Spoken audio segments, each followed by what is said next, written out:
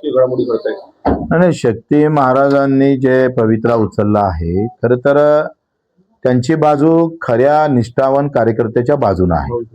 ते काही एका नेत्यासोबत जोडलेले नाही आहे. आणि मला असं वाटतं का कुठल्याही पक्षातला कार्यकर्ता असू दे, तो काँग्रेस, बीजेपी, शिवसेना का कोणी असो, कार्यकर्त्यावर अन्याय होता कामा नये.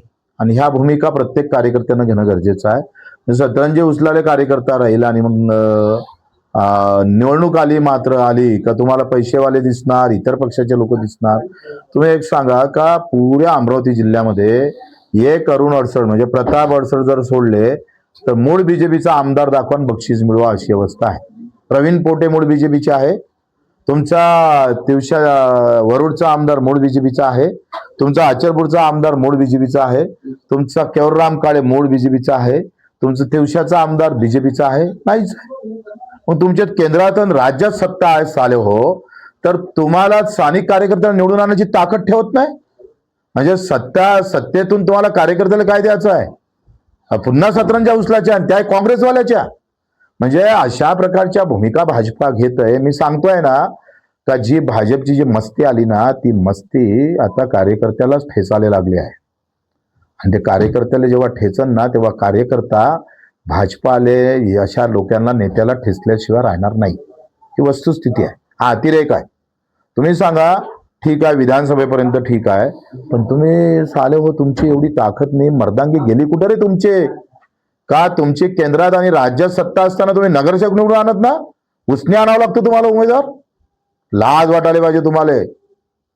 आणि ही कार्यकर्त्याची खरी अटी मी म्हटलंय महाराज आल्याबरोबर का हे बीजेपी अ आहे आणि बीजेपी ब ते आहे. स्वाभिमान अलग लढतं आणि बीजेपी अलग लढतं. बायको बीजेपीत लढते आणि नवरा स्वाभिमानचा झेंडा घेऊन लढत असेल तर कसं होणार आहे?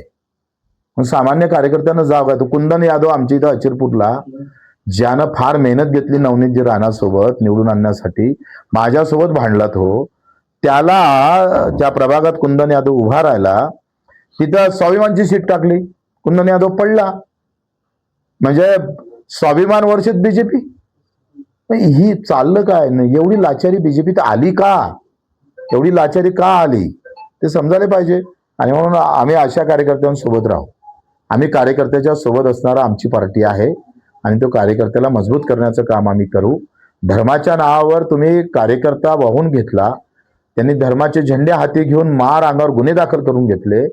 जेव्हा झेंडा द्यायच्या हाती आला सत्तेचा, तेव्हा मात्र तुम्ही तो झेंडा दुसऱ्याच्या हाती देत असाल तर मी सांगतोय प्रभू रामचंद्राची शपथ आहे, तुम्हाला हे हजम होणार नाही.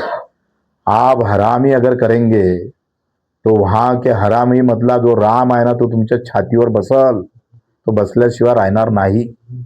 भाजपमधले जे